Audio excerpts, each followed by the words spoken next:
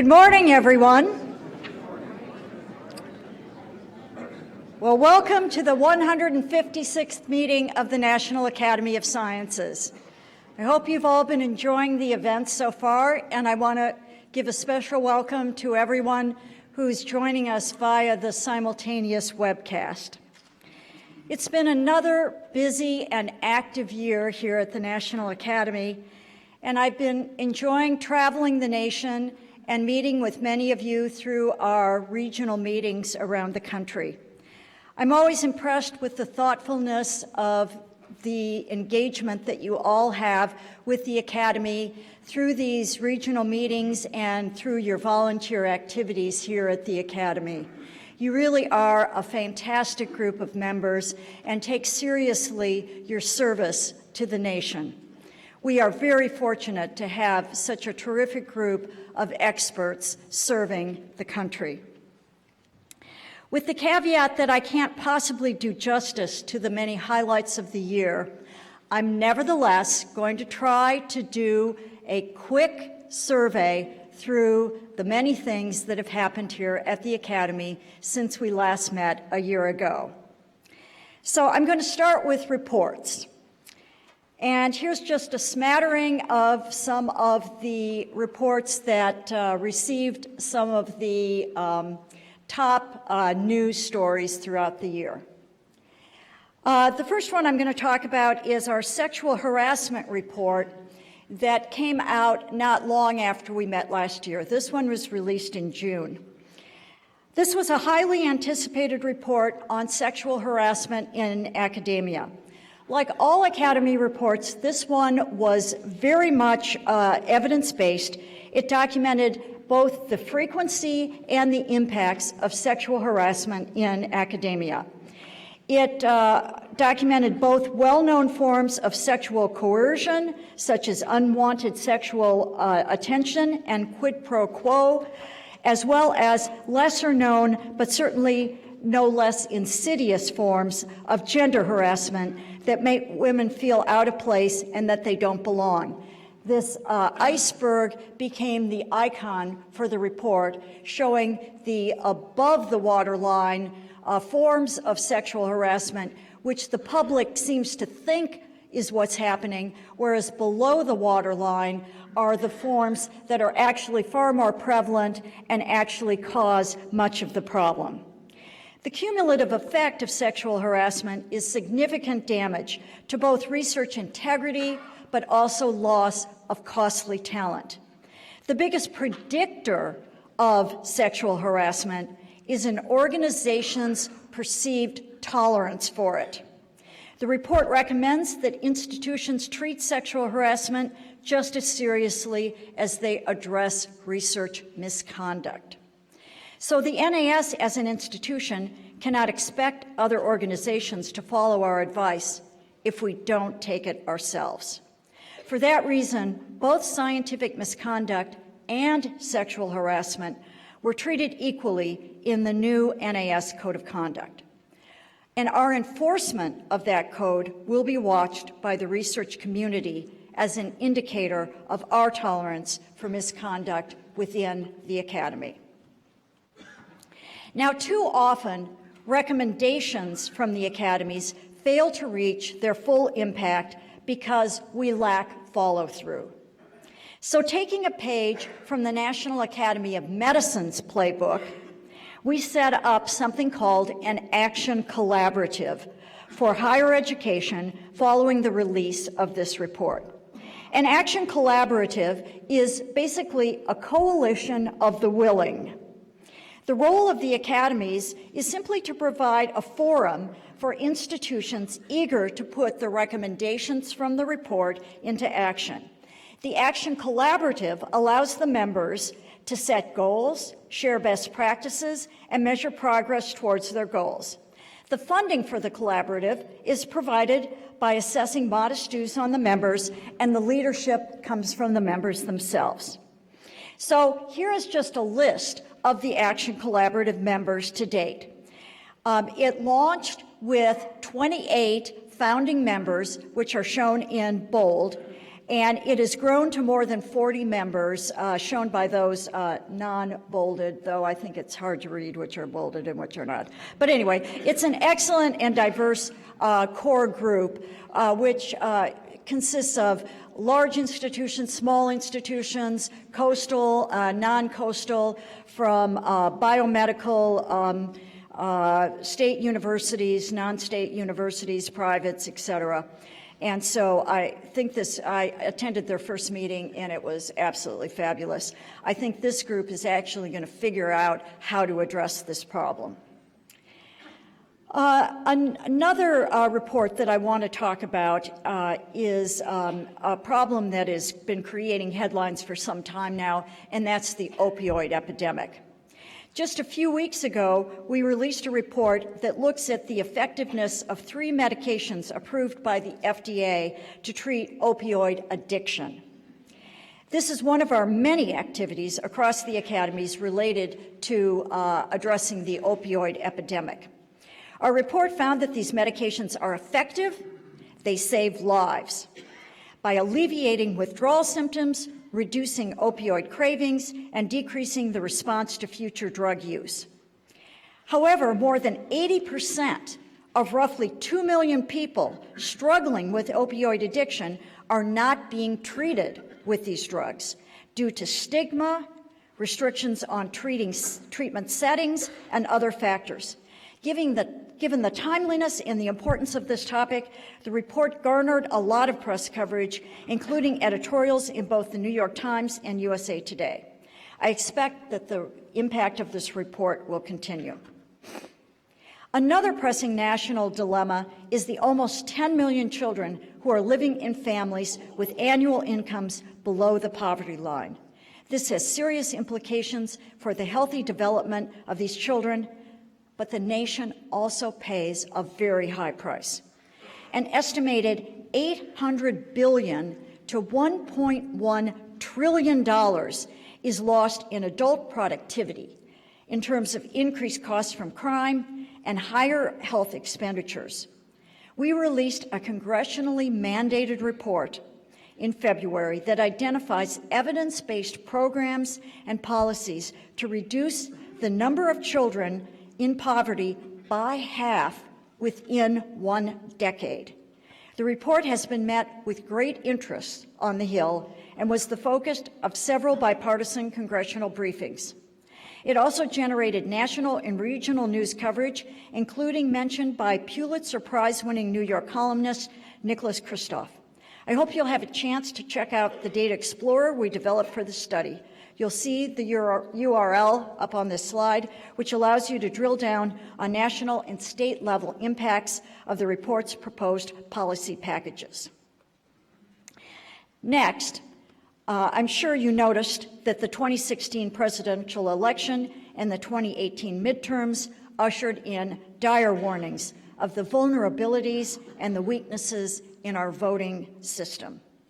Last September, we released a report called Securing the Vote, Protecting American Democracy, which recommended ways to strengthen security of the voting process and guard against foreign cyber attacks. This report urged federal, state, and local governments to use paper ballots for elections and to audit the results. It's helped shape public discussion around this issue, and in some cases, it spurred action. For instance, the Georgia General Assembly recently voted to switch to a touchscreen marked paper ballot system with an auditable paper trail. And the Wisconsin Election Commission voted unanimously to require audits in 5% of its precincts throughout the state after every general election. Now, I've heard from many of you that you worry that with the current administration's focus away from climate, the academies could be ignoring this important issue. It's not so. In October, we issued a report that examined the potential benefits and drawbacks of something called negative emissions technologies, which remove carbon dioxide from the air and sequester it. The study committee concluded that these technologies will need to play a significant role in mitigating climate change and called for the launch of a substantial research initiative to advance them. A bipartisan group of senators cited the report when they introduced a bill in February to support innovation in negative emissions technologies. I would also like to call your attention to a report that will be released next month in May. The working title for the report is Reproducibility and Replicability in Science, and the chair of the authoring committee is Harvey Weinberg, former president of the Institute of Medicine. We hope it will bring greater clarity to how we define and understand reproducibility and replicability and their role in the scientific process. The last report I want to highlight is not new. In fact, it's celebrating its 10th anniversary this year. But it is a fantastic example of how our reports can have lasting and profound impact. I'm proud to share that Judge Harry T. Edwards and Konstantin Gatsanis, co-chairs of the committee that authored our landmark 2009 report, Strengthening Forensic Science in the United States, A Path Forward, have been awarded the Innocence Network's 2018 Champion of Justice Award. You may recall that this report concluded that with the exception of DNA, the reliability of forensic evidence, such as bite marks, blood spatter, or hair strands, has not been scientifically verified or quantified. As a result, many wrongful convictions have been overturned or are undergoing appeal.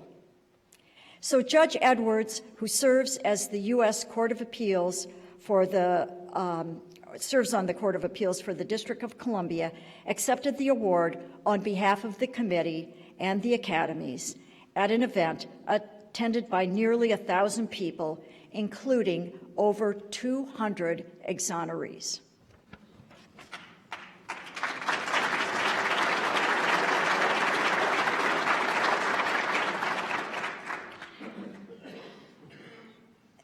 The NAS has also been actively reaching out to the next generation. Many diverse scientists are needed to ensure a strong and enduring talent pool through several worthy programs. For example, I had the good fortune back in the 1980s through the mid-90s to participate in the Frontiers of Science program, including its international expansion.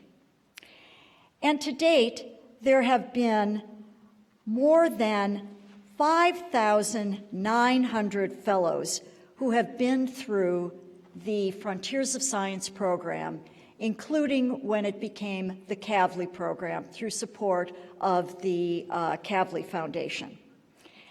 More than 3,400 of them have been in the U.S. alone. Of that number, 265 have been elected to the National Academy, just 15 of them in the last year, and the Frontiers alumni now constitute 11% of the National Academy of Sciences. What's more, we have now partnered with 10 different nations. Last February was the 30th anniversary of the Frontiers program. Bruce Alberts, Steve Chu, and I participated in a panel discussion at this 30th anniversary, along with two younger alumni of the program, Juan Gilbert from the University of Miami and Joy Ward from the University of Kansas. The panel was an opportunity for the alums to encourage this year's attendees with stories of how participation in the program altered the course of our own careers.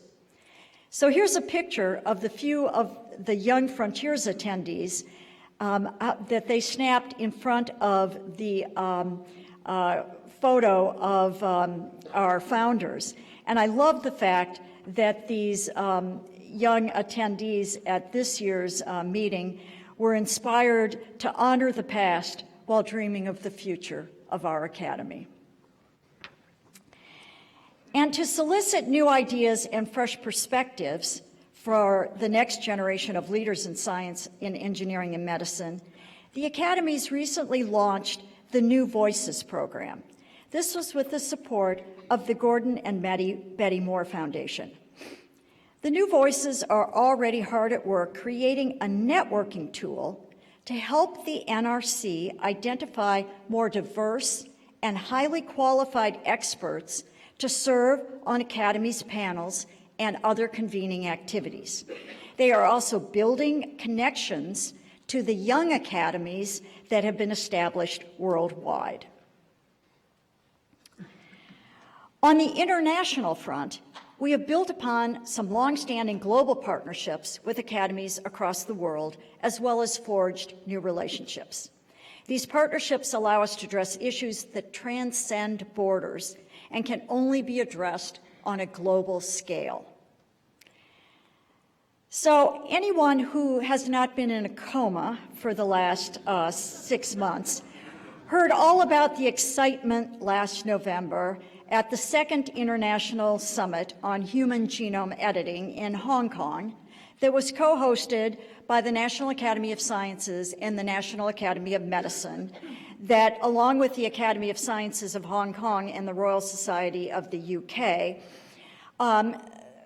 this summit received widespread attention when a researcher from Shenzhen, China, revealed that twins were born whose healthy embryonic genomes had been edited to presumably ward against infection with HIV. The researcher was quickly condemned by the summit organizers and by much of the international scientific community for violating long-standing norms and ethical principles. This news highlighted the urgency for an internationally agreed-upon path forward on human genome editing research and applications. So towards that end, the NAS and the NAM have partnered with the Royal Society to form an international commission on the clinical use of heritable genome editing. We are also being joined by dozens of academies around the world in this effort. I'll be serving on the Commission's Oversight Board along with NAM President Victor Zhao and John Shekel of the Royal Society. The Commission will be co-chaired by prominent researchers from the US and the UK, and we will be announcing the full slate and statement of task very soon. We intend this work to be an important step forward in building international accord on standards that should apply to decisions about germline editing. But we also recognize the need to reach beyond the scientific and medical communities to achieve societal consensus on these decisions, especially given the global implications of heritable genome editing.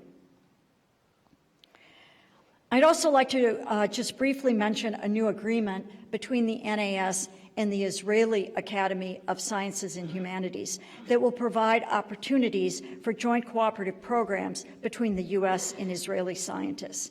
Nili Cohen, who's president of the Israeli Academy, and I signed a joint agreement in a lovely ceremony in Jerusalem that was hosted by the president of Israel. Len Blavatnik's Family Foundation provided the funding for the program, and the first event will be a joint conference on computer sciences and AI that will be in Israel in September. Now let me talk a little bit about our efforts to strengthen our academy. We are gaining momentum on our efforts on how to transform the Academy's ability to deliver on its mission to advise the nation and increase the impact of the advice we deliver. Changes are necessary to ensure that the academies remain the preeminent go-to source for authoritative, evidence-based, and trusted advice. So let me begin by updating you on what we are calling our transformation. Last year at this time, I introduced to you the recommendations of the first ever entirely outside review of the National Research Council, the operating arm of the academies. It was conducted by the National Academy of Public Administration, NAPA, and the review made a number of suggestions for how to streamline our operations, use our volunteer staff and IT more effectively, and serve our report sponsors better. Basically, deliver the high-quality advice that is the hallmark of the National Academies in a timely fashion to better meet the needs of our sponsors.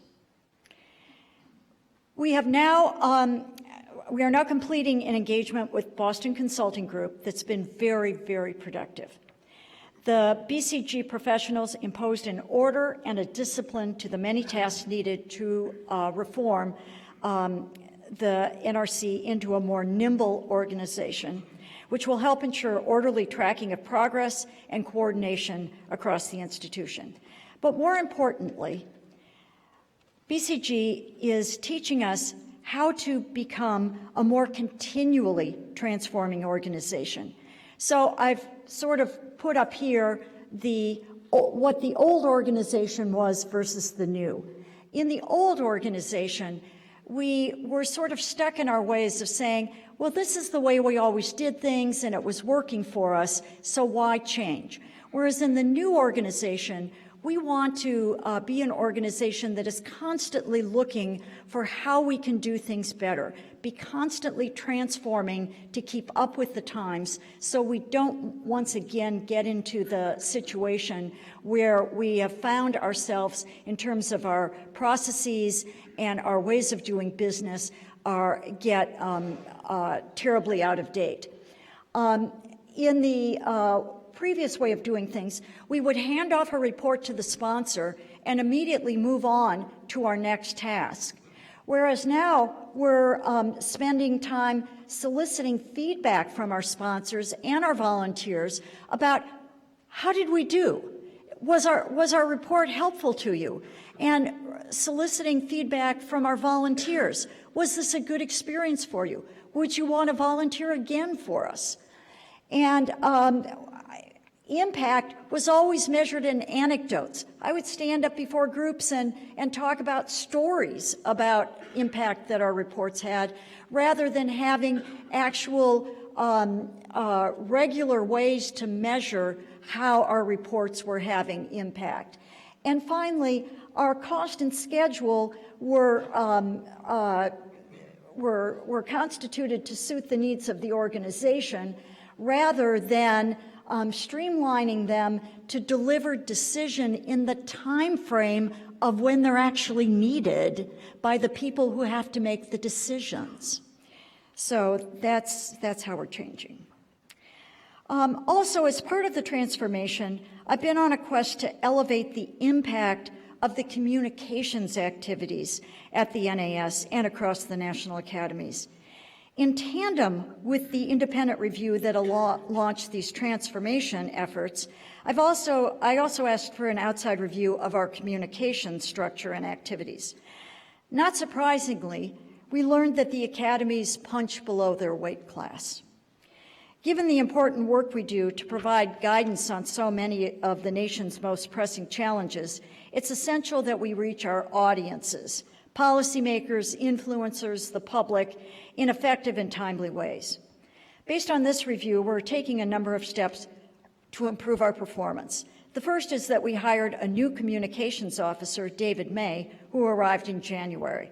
I hope you'll all get to know David.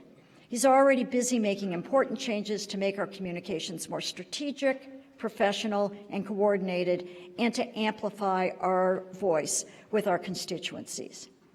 So as one example of a more strategic and coordinated communication activity, you may have seen our recent response to the measles outbreak. It was triggered by dropping rates of vaccination in certain communities, which was fueled in part by misinformation. All three Academy presidents signed on to a joint statement about the efficacy and relative safety of vaccines. David May's office coordinated a multimedia outreach campaign, which included social media, the web, and email. The campaign was amplified by 1,400 new shares on social, and more than 84,000 subscribers read our email message. When people's health and safety are threatened by events, such as this measles outbreak, Dan Moat, Victor Zhao, and I believe that it's our duty to speak out and inject science and evidence into the national discourse. Another recent example was our public statement on the policy of separating young migrant children from their families at the border and the lifelong damage this could inflict on these children, according to the findings of a National Academy's report. The president's recognized that such statements need to be carefully crafted to stick to the science of the situation and should be used judiciously. So misinformation is a growing threat to society's ability to make informed decisions. We feel we have a responsibility to look for new ways to make the evidence base more well-known. To that end, we recently launched a new program called Based on Science. This is a targeted program funded by Google to counteract misinformation on the web. We select topics for the program based on frequent internet searches and the likelihood that search results turn up sources of information that are purposely misleading or not based on credible science. The NAS project pairs experts on the topic areas with science writers to counteract the misinformation in a clear, easily accessible manner. In addition to safety of vaccines, other hot topics have included miracle cures for cancer, misattributed causes of cancer, inaccurate information about community water fluoridation, unproven and potentially unsafe weight loss techniques. We are expanding this to other topics with Google's support. Now let me move on to, under the general topic of strengthening our academy, strategic planning. So it's hard to have a strong academy if you don't know where you're going. So with the encouragement of your elected council, I convened a small academy of NAS members to begin drafting a strategic plan for the National Academy. There were a number of motivations for deciding that such an action was long overdue. The first is that without a strategic plan, the Academy has difficulty directing its current program portfolio towards a higher purpose, prioritizing among options, coordinating diverse activities, or rationally arguing for something other than the status quo.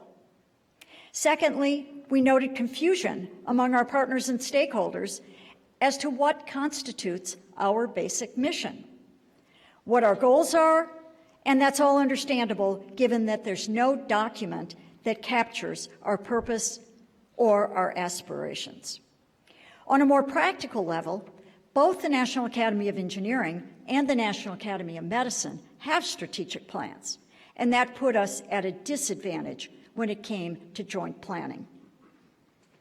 So our small team, which was selected for both their independent thinking and their familiarity with the National Academy, met for a day and a half over a weekend on the Pima Maricopa Indian Reservation outside of Phoenix, Arizona. And here we are going off for a dinner out on the reservation. And in that short time, we got an immense amount accomplished. We performed a SWOT analysis, which is strengths, weaknesses, opportunities, and threats for the academies. We drafted a mission and vision statement. We identified goals, objectives, and we put together some targeted actions and metrics for those goals and objectives. I submitted the draft plan for the council's approval on Friday, and I look forward to sharing it with the broader membership through a dedicated page on the members' website. So we'll be posting that soon. So look for that in the weeks to come, and we'll be soliciting your feedback on that plan. Okay, so now on to Capitol Hill. Our engagement with members of Congress remains as strong as ever. Almost every day, we are briefing members or their staff on a new report or emerging issue. Even I testified to Congress this spring before the House Committee on Science, Space, and Technology The topic was American Leadership in Science and Technology. You can see I was joined by Pat Gallagher, who's Chancellor of the University of Pittsburgh, and I actually served with him when he was Director of NIST and I was at the USGS. And also joining us was Dr. Mehmood Khan, MD, who's Vice Chairman and Chief Scientific Officer at PepsiCo and Chairman of the Council on Competitiveness. The hearing was very positive about the benefits of government-funded research. There were concerns, of course, about priorities, but both sides of the aisle support healthy research budgets. In my oral testimony, I emphasized how important it is for America's research enterprise to continue to attract the best and brightest students and researchers from the entire world. I noted, in fact, that our ability to do this is perhaps the best measure that we have of our leadership in science and technology. The fact that the best people from anywhere in the world want to come here to study. My full written remarks are available on the website. Now, as many of you may recall, last year, for the first time, the Academy co-hosted an event at the U.S. Capitol along with Senators Lamar Alexander, Republican from Tennessee, and Chris Coons, a Democrat from Delaware, for the U.S. Nobel laureates. The event was such a success that we repeated it again this year, but we upped the ante by inviting not just the U.S. Nobel laureates, but also the 2018 Kavli Prize winners. The event began with a lovely reception at the Mansfield Room at the U.S. Capitol. So here's the group assembled at the Mansfield Room, where Senators Smith and Coons both spoke. And we were also joined by the new director of OSTP, Kelvin Drogemeyer. This was just one of several Academy events so far where Dr. Drogemeyer has attended and spoken since he was confirmed. His remarks have always been warmly received, and we're developing an excellent rapport with him and his office. Dr. Drogemeyer has also recently agreed to join the Government University Industry Roundtable Council, and we're pleased to welcome him there. After the celebration at the Capitol, we transitioned back here to this auditorium for a panel discussion with all of the laureates, which went extremely well. The panel discussion was moderated by Mariette DiCristina, who's Director of Editorial and Publishing for Nature Publishing and Editor-in-Chief of Scientific American. It was really a very, very inspiring evening and a powerful reminder of the rich rewards that result from investing in basic science and maintaining a strong U.S. research enterprise.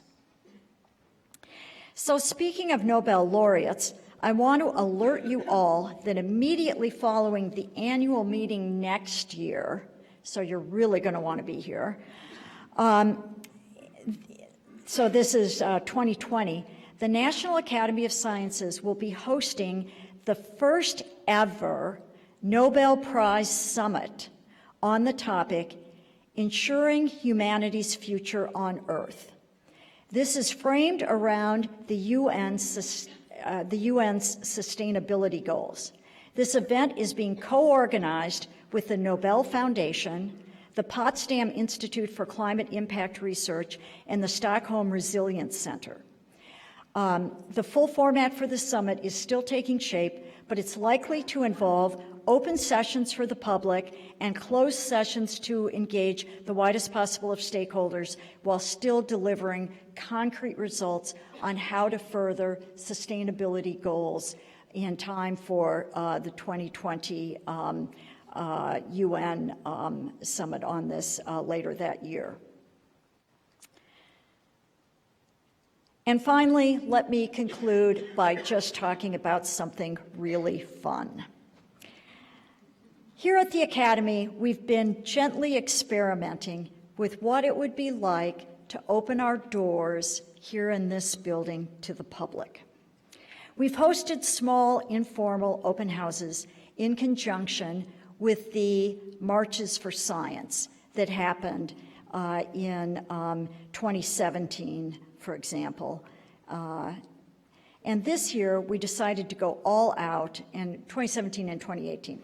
And this year, we decided to go all out and host a major family science day using the framework that we successfully deployed at the biennial Science and Engineering Festival at the Convention Center here in Washington, D.C. We called our open house Decision Town, and we featured fun, hands-on activities based on our work here at the academies.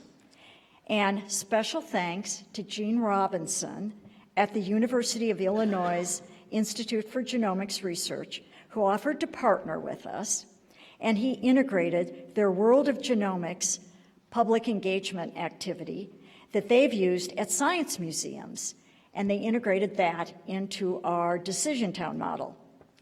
So our biggest concern in pulling this off was, will anyone show up? Because, of course, we have a ready-made audience at the Science and Engineering Festival, and Gene and his group, they have a ready-made audience when they do this at science museums.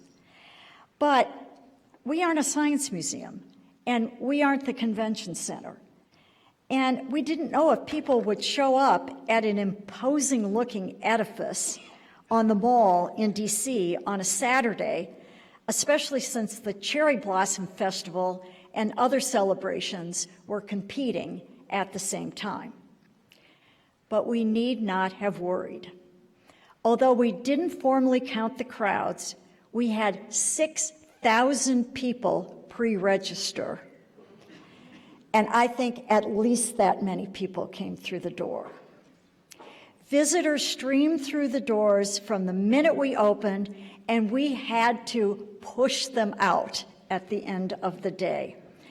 People stayed for 4.5 hours or longer, which is an incredible time for people to stay engaged in any kind of activity.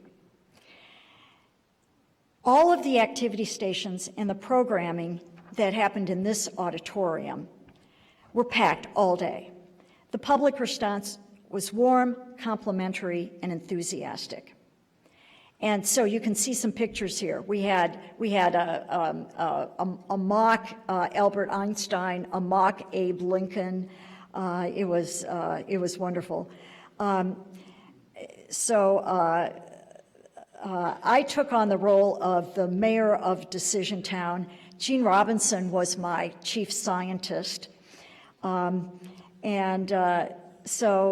in the slide on the lower left, these two people that Gene and I are talking to are hearing impaired visitors, and so they were signing with us, and we were asking them whether they thought all cities should have chief scientists. And their response was they were quite sure that all cities would be much better managed if they had chief scientists like Gene helping to advise mayors. I also met this young man over here on the right, Joshua. Now, Joshua couldn't have been more than 5 years old, and he was wearing a NASA ball cap. So I asked Joshua, seeing his NASA ball cap, if he knew the planets. Now, the sound isn't really good on this because you have to understand Joshua's competing with a background of 6,000 people to answer my question on the planets. But let me play for you Joshua's response to does he know the planets. Tell me all the planets, Joshua. Mercury, Venus, Earth, Mars, Saturn, Jupiter, and Neptune. And what do you think about Pluto? Is Pluto a planet or not? Dwarf planet. A dwarf planet, thank you.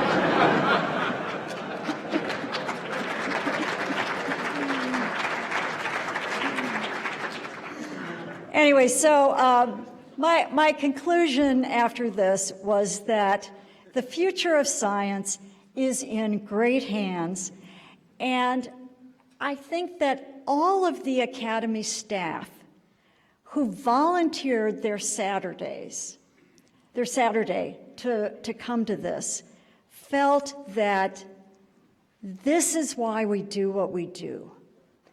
Because you look at this next generation coming up, and you can't but come away with it and say, the country is all about these kids, and this is why we're doing this. This is so important, and yeah, we're going to be all right. So anyway, I was really happy we did this. Jean and I think we're going to do it again, and it was a lot of fun. And thank you all for your support of the National Academy. We couldn't do this without all of you. So thank you for another great year.